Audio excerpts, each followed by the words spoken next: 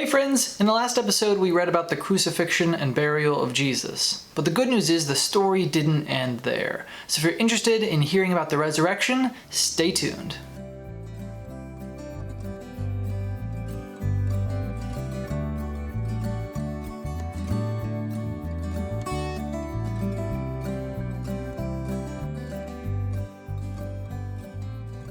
Friends, if this is your first time here, I just want to personally welcome you to the HomeGrown Ministries YouTube channel. I'm DJ, and on this channel I strive to provide you with biblical wisdom and encouragement to strengthen your walk of faith. Now before we get into today's reading, I do want to provide you with some context. So before we get to the resurrection story, please remember that at this point in the story, Jesus has been crucified and he's been buried, and his disciples believe him dead. They don't understand at this point that he was supposed to be raised from the dead, and we'll see that in today's text they didn't understand. So today we're going to be reading from the Gospel of John. We're going to be looking at John chapter 20, verses 1 through 18. I am going to be reading from my NIV version, and I'm going to put the words on the screen for you. Read from whatever version you like. If you want to read by yourself, skip about 2 minutes ahead, and I'll catch you on the discussion side. For those of you that are reading along with me, let's dive in the Gospel of John, starting now. Early on the first day of the week, while it was still dark, Mary Magdalene went to the tomb and saw that the stone had been removed from the entrance. So she came running to Simon Peter and the other disciple, the one whom Jesus loved, and said, "They have taken the Lord out of the tomb, and we don't know where they have put him." So Peter and the other disciple started for the tomb. Both were running, but the other disciple outran Peter and reached the tomb first. He bent over and looked in at the linen strips lying there, but did not go in. Then Simon Peter came along behind him and went straight into the tomb. He saw the strips of linen lying there, as well as the cloth that had been wrapped around Jesus' head. The cloth was still lying in its place, separate from the linen. Finally, the other disciple, who had reached the tomb first, also went inside. He saw and believed. They still did not understand from Scripture that Jesus had to rise from the dead. Then the disciples went back to where they were staying. Now Mary stood outside the tomb crying. As she wept, she bent over to look into the tomb, and saw two angels in white seated where Jesus' body had been, one at the head and the other at the foot. They asked her, "Woman, why are you crying?" "They have taken my Lord away," she said, "and I don't know where they have put him." At this she turned around and saw Jesus standing there, but she did not realize that it was Jesus. He asked her, "Woman, why are you crying? Who is it you are looking for?" Thinking he was the gardener, she said, "Sir, if you have carried him away, tell me where you have put him, and I will get him." Jesus said to her, "Mary." She turned toward him and cried out in Aramaic, "Rabboni," which means teacher. Jesus said, "Do not hold on to me, for I have not yet ascended to the Father. Go instead to my brothers and tell them, I am ascending to my Father and your Father, to my God and your God." Mary Magdalene went to the disciples with the news, "I have seen the Lord," and she told them that he had said these things to her.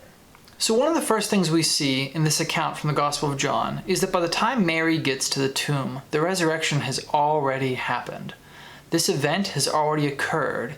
There's no fanfare, there's no explosion, there's nothing recorded in the story because we're getting eyewitness accounts. So what Mary saw was the stone rolled away from the tomb. The time that she gets there, the event has already occurred, the resurrection's already happened, and she comes stumbling onto the empty tomb. Now, this is an interesting part here. It's the idea of fight or flight. Right now, the men have fled. They believe their teacher to be dead, and they're scared, they're in hiding. It is the women who stayed by Jesus' side through the crucifixion. It is the women who were the first to arrive on the scene.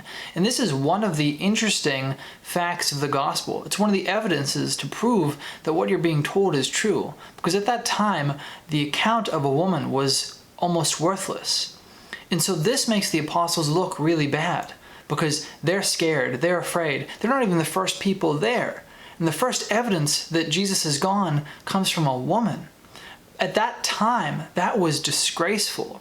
So if these events were made up, they would have made themselves look better, but they didn't. So this is one of the interesting evidences of the gospel, is that the account is just telling you the events in the way in which they happened. So the women arrived on the scene first, and while the men were still afraid and hiding. And so what does Mary do? She runs to those men. She runs to Simon Peter, and she runs to John and says, "The body's gone. The stone's rolled away, and I don't know where he is." Now those men come running towards the empty tomb. And this is interesting to see the difference between John and Peter. John is probably younger. He probably is more physically fit, which is why he reaches the tomb first. But he hesitates to go in. I think there's a reverence there where he knows that Peter is the older one. Peter is the one that he's going to defer to. So he stops short at the tomb. Now the Bible doesn't tell you why John stopped short, but I think that that might be one of the reasons is he, out of respect for Peter, wanted Peter to go in first. Now interestingly enough, Peter doesn't stop at all. Peter just flies right through. He goes right into the tomb, and this is very much in line with his character. He's head first all the time. He dives right in the tomb to see what is actually there or what isn't there.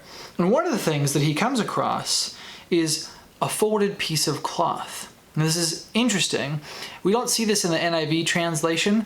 I think the translation of the NIV is a little too soft here. So I'm going to read you verse 7 from the New King James Version. And it says, "And the handkerchief that had been around his head, not lying with the linen cloth, but folded together in a place by itself." Why that's so important? It's not highlighted, it's not overly stated, but one of the things that Peter notices is that the cloth that was around Jesus' face is folded. If the body was stolen, if people were rushing to take the body out of there, they wouldn't have stopped to fold the linens. But the linen was folded, showing that Jesus was in control that whole time. This was not a rushed event. This was not someone stealing the body. He truly rose again. And because he wasn't rushing, the linens were folded. Now, John saw this and believed. It doesn't say what he believed, but it's inferred that he believed that Jesus was truly gone. He wasn't there anymore. His body had disappeared. It doesn't speak to Peter's faith at this point, but either way, both of them still go back into hiding. We see the fight or flight again. They're still fleeing. They're still scared. They still think their Lord is gone. But what does Mary do? She stays. She stays there. Her response is to look for the man who took her Lord's body.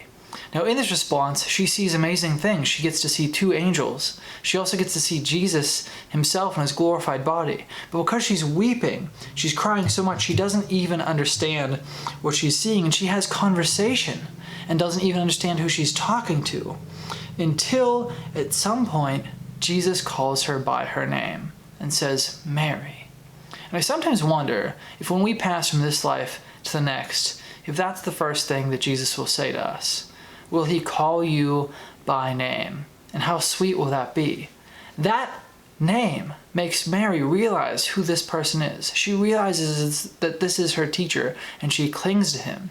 And we can tell that she's clinging to him and weeping and just in joyful recognition that she's found her Lord because of Jesus' response. Jesus tells her, "Do not cling to me, for I have yet to go to the Father, and I am going there. But instead of holding on to me, go and tell the world." And so this is something that we're called to do today. We're called to go and tell the world.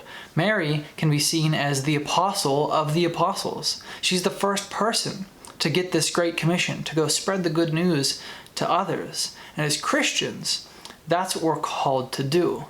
As non-Christians, we have to look at the evidence of the risen Christ and determine what that means for us. Jesus was a human being who lived on earth. The evidence is there. The evidence also is there to support the fact that his body was never found and that tomb was empty. So if you are a non-Christian watching this video and you've made it this far, thank you first and foremost for getting this far.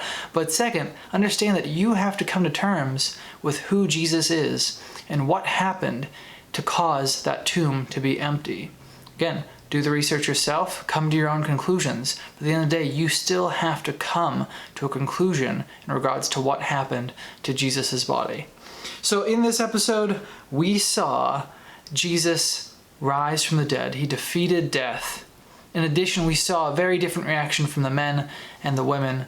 And we saw Jesus' command to Mary to go tell others. And if you're a Christian, he's giving you that command today to go tell others. Give them the reason for the hope that you have in the risen Lord. Friends, I hope this message was valuable to you today.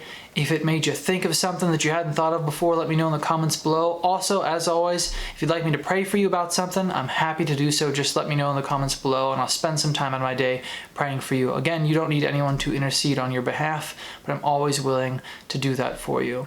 And Christian friends, please continue to be the salt to the earth, be the light to the world, and go encourage somebody else today, because the world desperately, desperately needs it. And I'll see you in the next episode. Bye.